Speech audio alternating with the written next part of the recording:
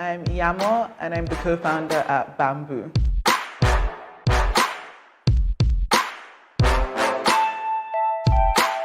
Bamboo is an investment platform that gives Africans access to global investment options. Right now, we have access to the US stock market, where you can buy US stocks and ETFs, and we plan to list other asset classes very, very soon.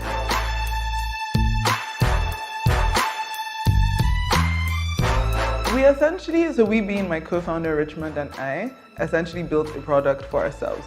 We were both doing different things, and we're trying to invest in the US stock markets, but we're Nigerians with Nigerian passports, and we just found that it was so much harder for us to do it. The international brokers wouldn't onboard us, again, because we're Nigerians, and it was much harder to do it from Nigeria. Either the minimums were too high or the process was too slow. And so Richmond and I got talking about it one day, and he started working on it, and I was kind of like, I had a job at the time, and I was kind of like, oh, that sounds really interesting. You know, if you ever finish working on it, I'd love to be one of your clients because I really want to invest in the stock market as well. And he continued working on it for a while. And, you know, one day he was talking to me about it. And, you know, from, oh, you know, this is interesting, would like to see it, kind of turned into a, would you like to be my co-founder? And it's now the business that's here today.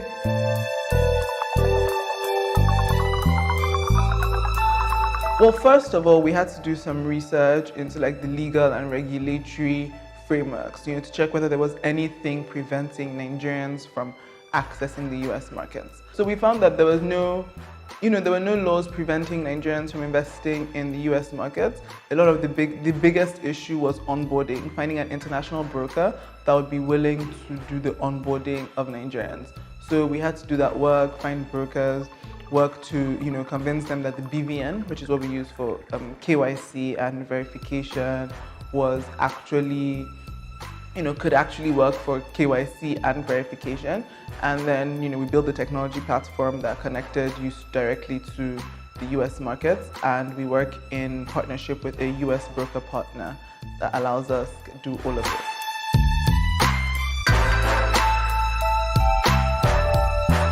So essentially, we work by user requests, essentially. So if a lot of users are requesting Nigerian stock market, then it's something that'll come up much sooner rather than later. Right now, we have a, you know, roadmap, and that's based on what users are asking for.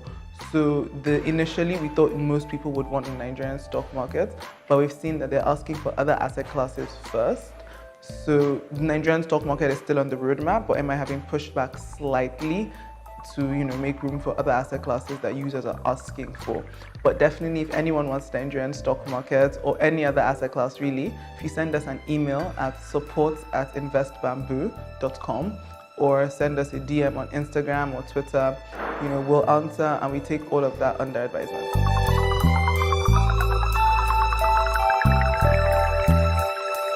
Regulation is always a big risk when you're running a startup, particularly a fintech startup in Nigeria. And so that's something that you already know is part of the package when you start doing it. And, you know, we hope that it isn't. How we handle regulation is by keeping strong relationships with the regulators, by trying to keep them abreast of what we're doing, by trying to stay informed on what regulations they're trying to put forward. You know, in Nigeria, we work in partnership with a Nigerian licensed broker partner. And I guess in one sentence, we just try to stay ahead of the curve. So, you know, keep informed, maintain relationships, and yeah, hopefully, and really just hope for the best. Because like you said, you never really know.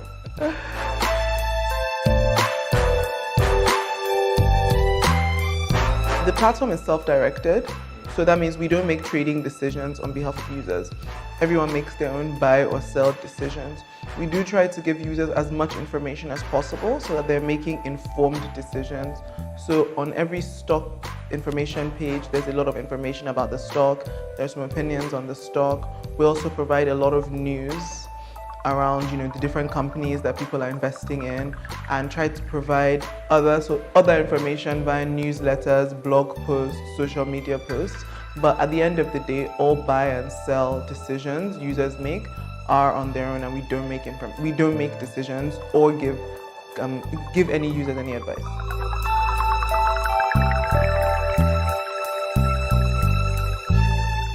In terms of challenges in studying and running the business, there have been various challenges. I mean, for us, we launched at the end of 2019.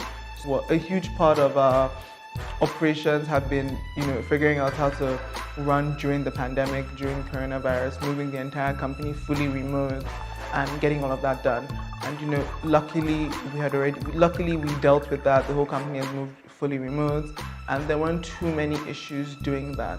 Generally also just keeping abreast of the regulatory climate, keeping them just understanding what we need to do, what needs to be done as well is a challenge, and I'll say it's an ongoing challenge in terms of just trying to be one step ahead of regulation, making sure you don't get into any trouble with regulators generally. And I think finally it's, Nigeria is a low trust society. So in terms of just launching and building the brand, we had to do a lot of work to get people to trust us, to give us their money, and trust that we're not going to run away with their money. We had a lot of questions just around, how safe is my money? Why people show up in the office like, oh, I wanted to surprise you to be sure that there's actually a company here, that sort of thing. I know that is one of the big reasons we still keep a physical office, because people do show up and want to see that this is a real company, this is a real place. If if something happens to my money, I know where to find you. So yeah, that's also it. But it's been very interesting.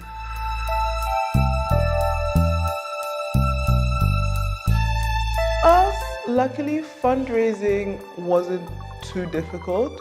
We raised a pre-seed round from, a family and friends and angel investors and members of the tech community. And then we got into Y Combinator in December 2019.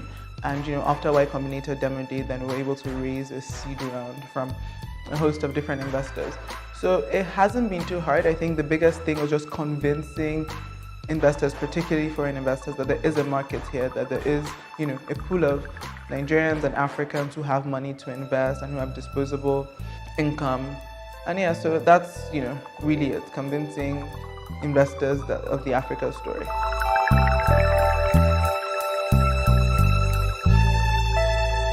Relatively near future, we want to expand to other African countries. We want to add on other asset classes.